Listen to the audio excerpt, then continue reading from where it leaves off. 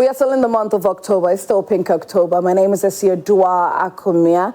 And in the entire month of October, we have been doing our very best to champion and push more the awareness of breast cancer. We've been doing this together with the Breast Society of Ghana. My name is Dua Akumia. Now, we started a very wonderful month of October, and we are still continuing today. We have another survivor, which is going to share her story with us, her journey. But we are going to focus more on the psychological aspect of it and the emotional aspect of it, how she's been able to deal with this whole thing, or this, being diagnosed and going through the whole process of breast cancer. And so I have Elikplim Viku, who is going to share her story. She's a breast cancer survivor. Good morning, Elikplim. How are you? I'm fine, and you? I'm doing very well, and I love your smile. Thank you very much. All right, and seated to her right is Miss Rita Apia-Dankwa. She is a senior clinical psychologist with Kolebu Teaching Hospital. Good morning. Good morning. How are you? Great. Well, I love your smile too. Thank you. All right, so now, Elikplim, please, let's go through your journey of being diagnosed with breast cancer. Thank you very much. I was diagnosed in 2022, the month of June. Okay. But before then, there was this thing in my breast that I didn't know that it was a lump. Whenever I touch it, I could see that it's moving, but I didn't pay attention. I just ignored it. It was there. I got pregnant with it. I breastfed my baby with it. Before knowing that it was a lump when I was diagnosed. So, how old was your baby when you found out? He was 1 year, 10 months. Ha! And Nacho? 1 year, 10 months. Wow. So, what was it that was happening with your breast that you still decided to go and get checked? So, I think one day I got up and I saw that under my nipple became hard. Oh. Okay. That was what I saw, very hard, like a block. So I have to run to Ridge Hospital. Are you still breastfeeding your child? No. Okay, you had to stop. Yes, please. Yes. Okay. So I went to Ridge.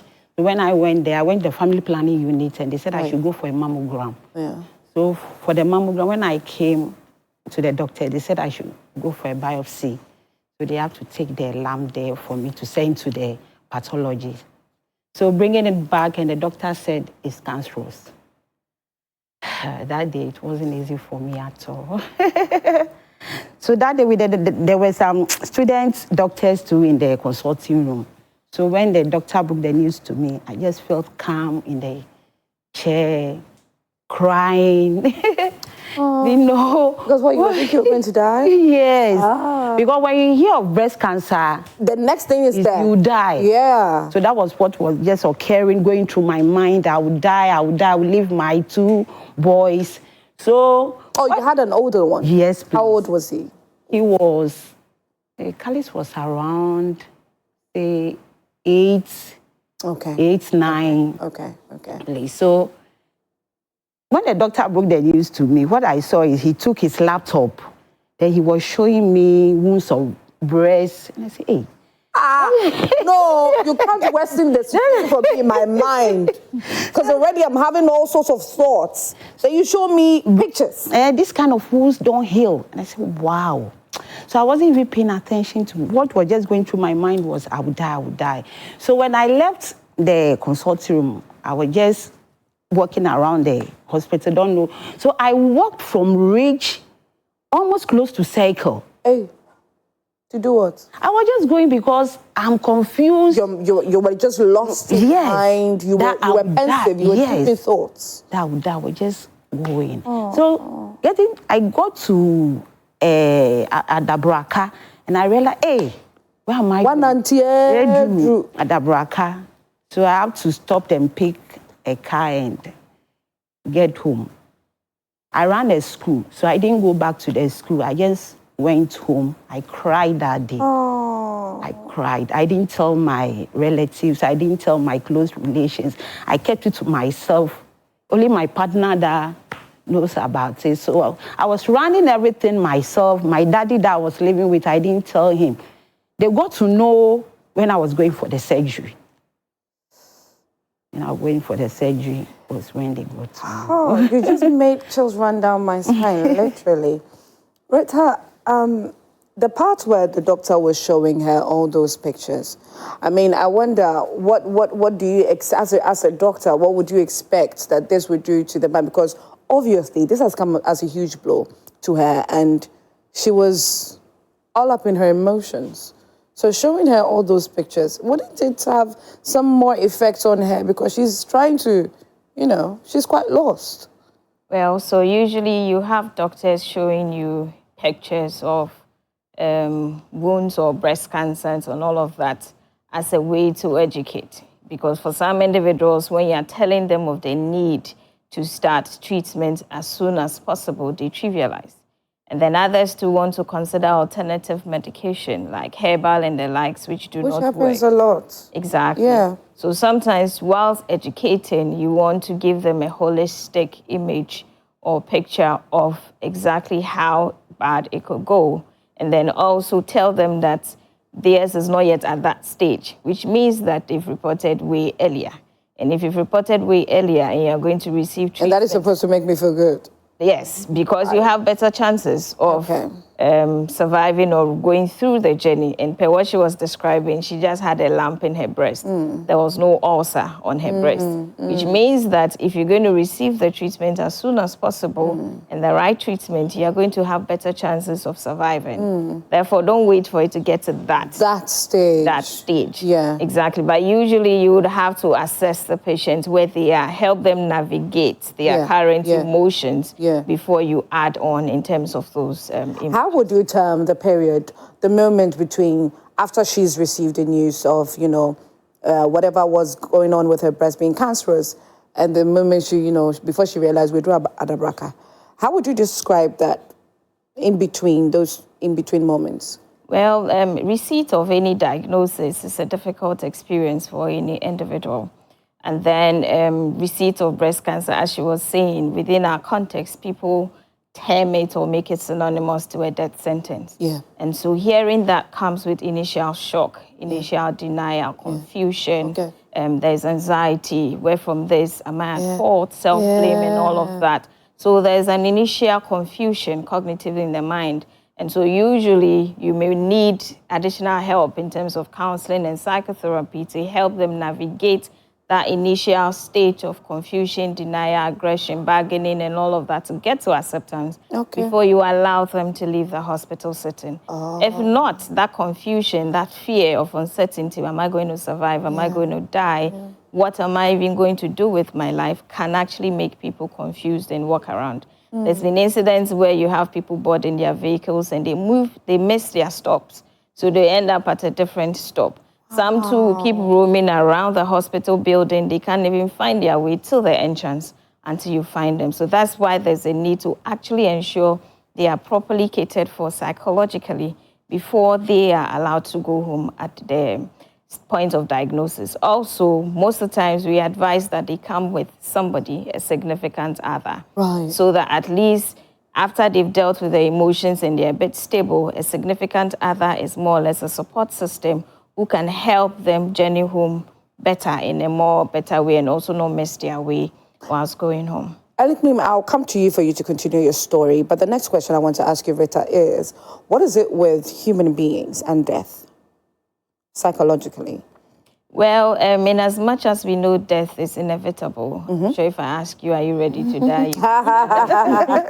You just made me giggle. I love the capital letters. So life is interesting. Everybody is interested in living. We all have life goals and all. We have at the back of our minds that we are going to transition or journey on with time. We don't know when and how. Yes. But all of us would wish it is more of a peaceful journey. And so you wouldn't want to hear a particular diagnosis of a disease which has potential of being terminal and maybe have a potential of taking your life. And therefore, as human beings, when you hear anything that probably may link or lead to death, it brings fear. So all human beings, in as much as we know death is inevitable, I'm not sure any of us is prepared to die. Not at all. Exactly. No, so that's how our mind works when we hear about death. Elikplim, what happened after? after... You said you mentioned that you did tell your partner, and he was the only person you told at that time. Yes, please. And with the rest of your family members, it was on the day of the surgery that you broke the news to them that this was what? How long was that? Oh, I did. I went I went to the hospital in June. So July, I had my surgery. Okay. So I could say like within some 3 weeks. Okay. How was their reaction when you broke the news? When they came, that was my auntie, where she said, "Oh, Ellie, why didn't you tell us? Oh, Ellie," they were all shocked when they came to the hospital seeing me lying down there. And you see, what I also heard is when you break the news to your family, some might tell you, "Why don't you go here? Yeah, let's go here and do this." So I kept everything to myself. I was managing everything myself. It reminds me of the story of Miriam, the fashion designer who has come to share her story in the past 2 weeks. A part of her journey was when an aunt's neighbor told her that, "Oh, I have somebody." So yeah, she ended up seeing that somebody, and he was a herbalist. And she was using all these herbals, trying to, smear the herbal, the concoction or the cream or whatever, and it just didn't work. So yes, I think I concur with you on this one that sometimes it's just advisable. But your partner, that one person that you trusted to tell first, why? Because he's the one that I was living with. Okay. Yes. Okay. He was the one that saw. And how did he take it? Oh, he took it normal. He took it normal. I know he might be feeling something, but he didn't show it. Yes. Okay, please. okay. Yes, that's a please. good one. So he was encouraging me. I should stop crying. Why am I crying? I should stop crying. It's well, and I also encouraged myself. So that has been. When you end up, unfortunately for you, you end up having a partner who becomes scared. That, oh, this could be time consuming. It could be financially draining. I will have to be there for you on all levels, psychologically, financially, physically. And there's that fear. And he ends up leaving. What do you do?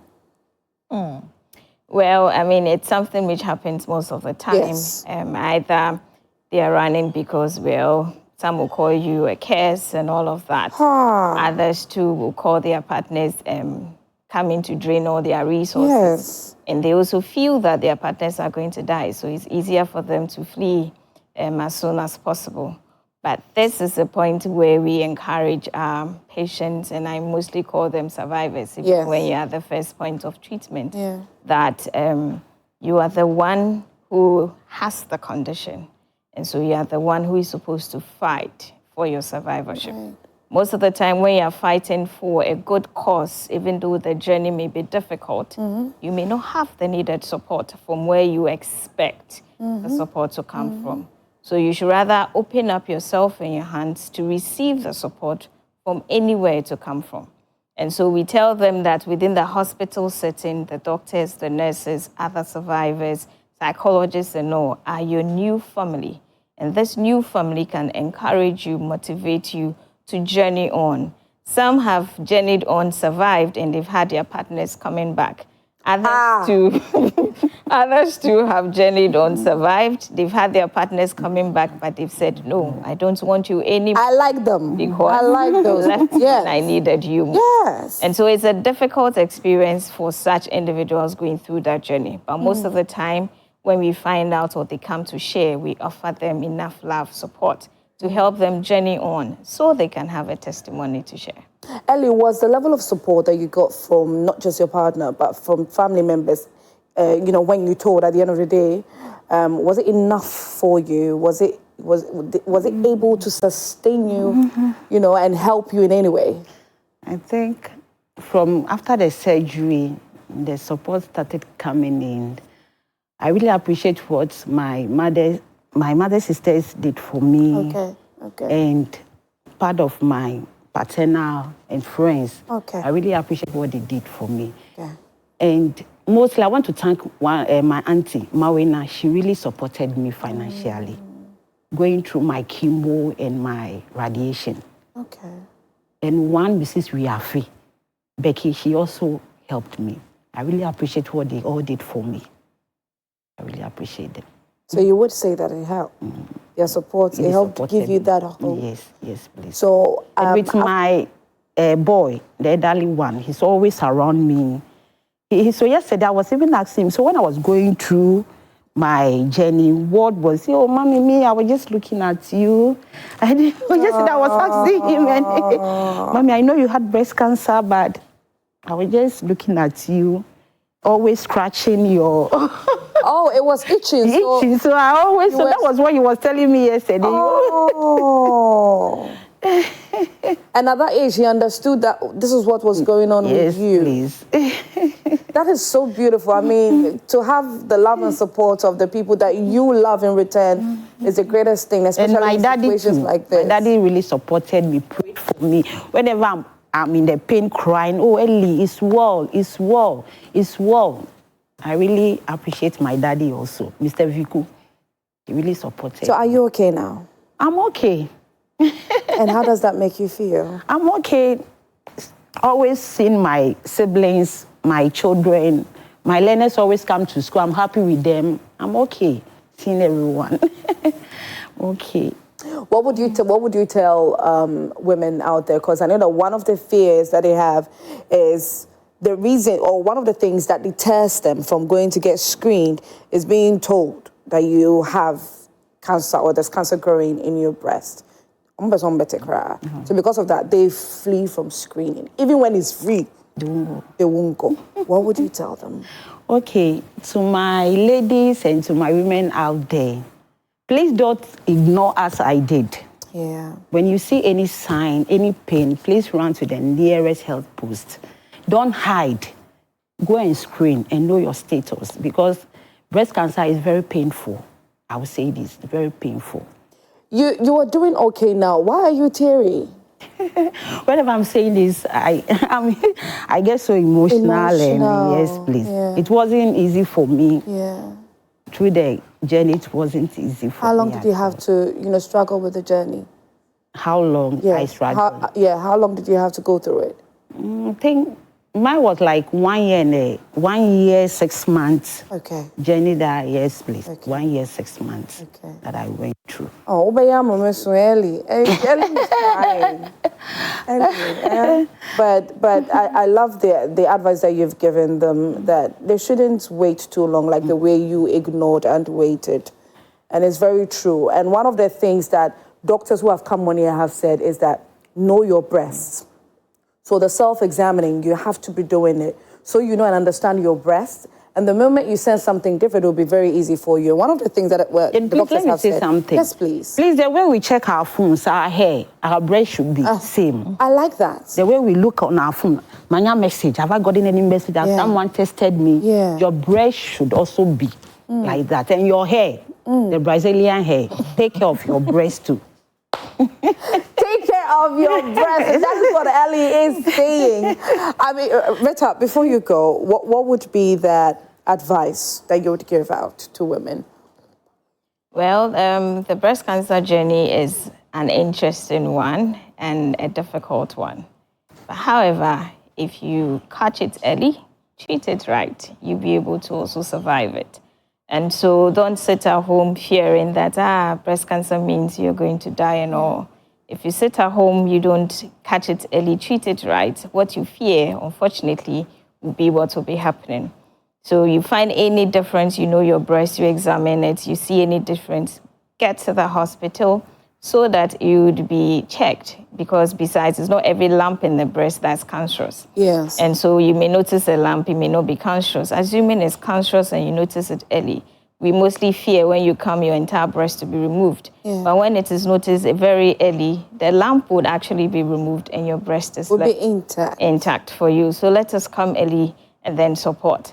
Also, for those of us who don't have any encouraging words, it's a difficult journey, an emotional one that has lots of challenges, even after treatment. Because sometimes after treatment, you have survivors fearing, what if it comes again? And what if it comes again and it's terminal and all of that? And so we need to always be positive and speak positive and encouraging words to individuals going through it. Don't think that it is far away from you. It may not be you today, but maybe it could be a close friend, it could be a relative. And so if you can't say anything positive to encourage, you're better off keeping quiet. If you know you don't have the good words to speak it, maybe your money can support. You can support financially. Yeah. Maybe you don't have the money, but you have strength. You can take care of, a patient going through their children. You can help them with chores. You can bring them to the hospitals. You can help them go and purchase their medications here and there. All those are instrumental supports that every breast cancer individual going through the journey would actually appreciate. Okay. So let us all support. The breast cancer journey is not an individual one. Okay. It takes the entire village. It takes the entire community. So let's all come on board and support. It does take an entire village when it comes to breast cancer support. So let's do our very best to support each other. And please, my dear woman, do very well to know and understand your breast so that when there's a slight change, you would notice and get checked on time. Early detection, what did they say? It saves lives. Thank you, Ellie, for your time and sharing your story with us. This is very inspiring. And Rita, thank you for helping us understand the whole emotional and psychological aspect of, the diagnosis.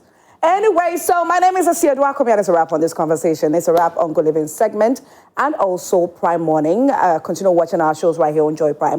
My name is Asia Duakomi. I did this with Razak Musbao and Victor Tamaklo for sports. We're coming away again tomorrow at 6 a.m. sharp. Oh, I'm coming away again, 9 p.m. right here on Joy Prime for Let's Talk. Bye.